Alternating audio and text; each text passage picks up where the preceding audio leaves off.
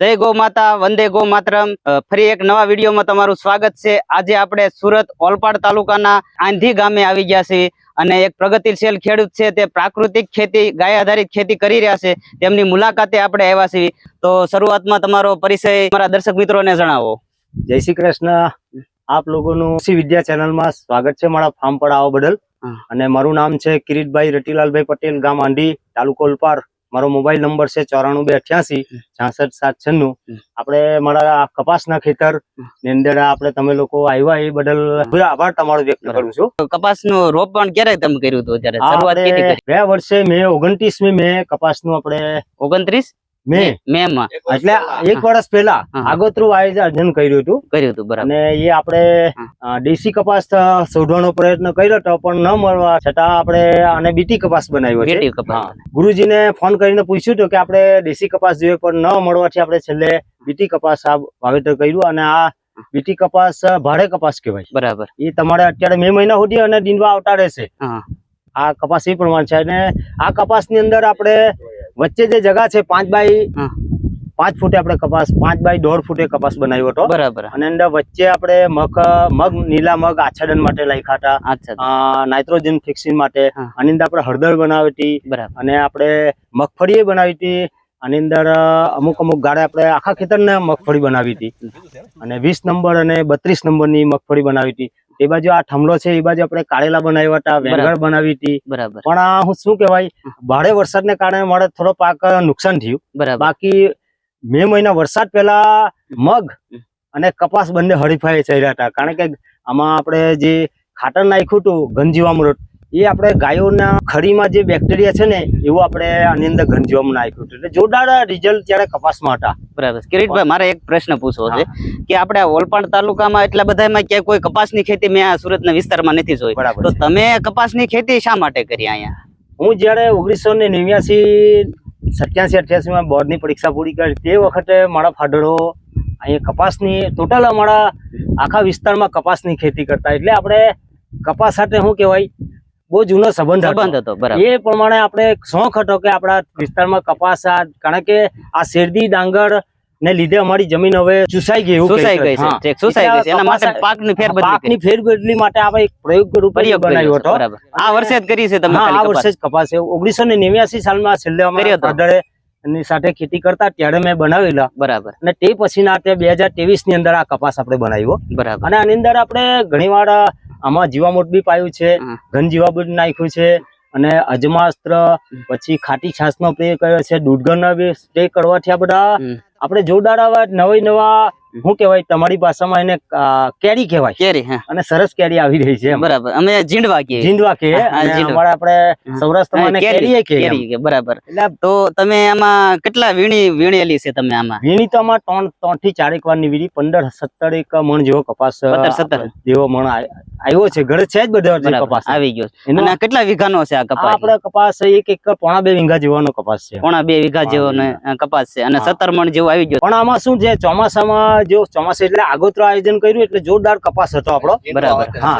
આમાં આપણે જોરદાર કપાસ હતો, પણ ભારે વરસાદને કારણે અત્યારે જે આપણે ઉભા છે શેરા પર 8 ઘૂંટણ જેટલા પાણી થયા છે બરાબર। છતાં આપણો કપાસ ની મળ્યો, આની અંદર મગફળી ની મળી બરાબર છે, સાથે દિવેલા બી ન મળ્યા, હળદર હતી હળદર બી ની મળી। એટલે કે અનુભવ થયો કે અમારા સુરત જિલ્લા ની અંદર અમારા તાલુકાની અંદર તમારે મગફળી બનાવી હોય તો મગફળી બી થશે હવે બરાબર। એટલે આપણે ઘરે ખાવા માટે તેલમાં આપણે ઘરનું તેલ ખાવા માટે હવે મગફળી બનાવવું હોય તો બી વાંધો નહીં બરાબર। પણ સરસ મજાની મગફળી બી હતી। આ ડુક્કરો આપણા ભાઈબંધ છે, એ ડુક્કરો આપણા બધી જેટલી મગફળી હતી ચાહે ફળીને કોઈ માણસ ઉખડી ગયા ને એમ એવી રીતના ઉખડીને ખાઈ ગયા બરાબર। આપણે ભલે આપણા મિત્ર જેવા છે, ભલે ખાઈ ગયા પણ આપણે એક અનુભવ આપી ગયા કે હવે તમારા વિસ્તારમાં બી મગફળી બનાવવું હોય તો થશે એમ થશે મતલબ એ છે। અને બીજું મારે એક પ્રશ્ન પૂછવો છે કે સૌરાષ્ટ્રમાં અમારે છે ને આમાં અંતર જે છોડની વચ્ચે અને બે હારની વચ્ચેનું અંતર તમે અલગ અમારે સૌરાષ્ટ્રમાં રાખે, તો તમે શું રાખ્યું છે? આપણે 2 પાટલા બનાવ્યા હતા। 2 પાટલાની અંતર 5 ફૂટનું અંતર છે અને 2 કપાસની વચ્ચે આપણે 1.5 ફૂટનું અંતર રાખ્યું, એટલે બંને સાઈડ એક સાઈડ મગફળી બનાવી હતી આવી રીતના આંતરપાક તરીકે આપણે આવી રીતના કર્યું હતું એમ બરાબર। અમારે આ સૌરાષ્ટ્રમાં આવી રીતે બેડ નથી કરતા, તમે આમાં બેડ શા માટે આવી રીતે કરો? બેડ કરવાથી શું છે, અમારા પાણીના ભરાવો ને કારણે આની અંદર ઉગે એક ધાડા કપાસ બીજા મોટનો પટ આપીને આપણે કપાસ બનાવ્યો હતો ને એક બીયો તમારે ફેલ નહીં. બરાબર. બીજા મોટનો આ પાયો છે. પ્રાકૃતિક ખેતીની અંદર જે 5 વાટો છે, બીજામૃત, જીવામૃત, ઘન જીવામૃત, આચ્છાદન અને વાપસા, આ પદ્ધતિએ જે બીજામૃતનો જે મહત્વ ખૂબ જ છે. બીજામૃતને લઈને આપણા છોડની અંદર કોઈ એટલું બધું રોગ જીવાતો આવ્યા નથી, કારણ કે કોઈ ફૂગજન્ય લાગ્યું નથી. બીજામૃતનું આ જ કામ છે કે તમારા છોડને પાકની અવધિ છેલ્લે સુધી તમારા છોડને ફૂગ જેવું લાગવા નહીં દે. એટલે બીજામૃત કરવું જરૂરી છે. બરાબર. મારે એક અમારા દર્શક મિત્રોને પ્રશ્ન પૂછવો છે કે મિત્રો આપણે એવું માનતા હોય છે કે કપાસમાં આપણે પ્રાકૃતિક ખેતી કરવાની શું જરૂર છે, તો કિરીટભાઈ એના જમીનના સારી રહે એના માટે આ કપાસમાં અને આપણે સૌરાષ્ટ્રમાં ઘણા લોકો એવું મને કહેતા હોય છે કે કપાસમાં શું પ્રાકૃતિક ખેતી કરવાની જરૂર છે, એમાં કઈ અલગ ભાવ મળતો નથી કે નથી બીજું, પણ એના આપણે જમીનના લીધે આપણે પ્રાકૃતિક ખેતી કરવી જોઈએ. એના માટે આપણે એક મુદ્દો આપણે એક છે કે આપણે પ્રાકૃતિક ખેતી કપાસમાં પણ કરી શકાય. ના, કપાસનું તમે મૂલ્યવર્ધન કરો, એની રૂપ કાઢીને એના તમે શું છે, તમે બજારમાં જાઓ તો 10-10 રૂપિયાની આટલી થોડાક મોટી કમતા એમાં એટલે તૈયાર શું કહેવાય વાઈટું આવે છે. એવી રીતના મૂલ્યવર્ધન થઈ શકે છે. આની અંદર એવું નથી કે આપણે બજારમાં જ નાખી દેવાનું. બરાબર. આપણે જે ગાંધીજી કહેતા રેંટીઓ બનાવીને આમનો કાપડ બની શકે એવું થોડું છે. બરાબર. અમારા જે વિસ્તારની અંદર વર્ષો પહેલા જે શું કહેવાય કપાસ થતો, અને ત્યાં જાપાન થી લોકો ત્યાંના વેપારીઓ અમારા ઉલપાડના જીનોમાં ખરીદી કરવા આવતા, અને એ લોકો કાપડ લઈને આવતા કે આ તમારો કપાસ ને જુઓ તમારો કપાસ.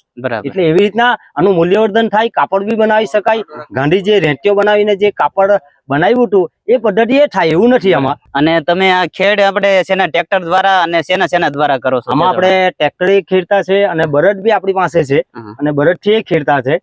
અને આપણે એટલે મતલબ કહેવાનો એ છે કે જયારે જમીન સૂકી હોય અને પાડવાની હોય તો ટ્રેક્ટર થી, બાકી મોટે ભાગે આપણે મારી આ શેરડી છે એમાં આપણે બળદ થી ખેડતા રહેલા છે. બળદ ની ખડી ની અંદર જે બેક્ટેરિયા છે ને, જે ગાયો દેશી ગાયના ખડી ની અંદર બેક્ટેરિયા, એટલે બળદ થી ખેતી કરવાથી આપણી જમીનમાં બેક્ટેરિયા વધે છે. અને વધે એની સાથે તમારા કોઈ આપણે બિયારણ ઓયરાય બળદ થી એના 100% ઉગાવો થાય. બરાબર. આવું છે. એટલે ગાયોના પગની અંદર બેક્ટેરિયા છે એને ખડી ની અંદર, એમ ગાયોના ગોબર ની અંદર 10 ગ્રામ ની અંદર 3 કરોડ જીવાણુ છે.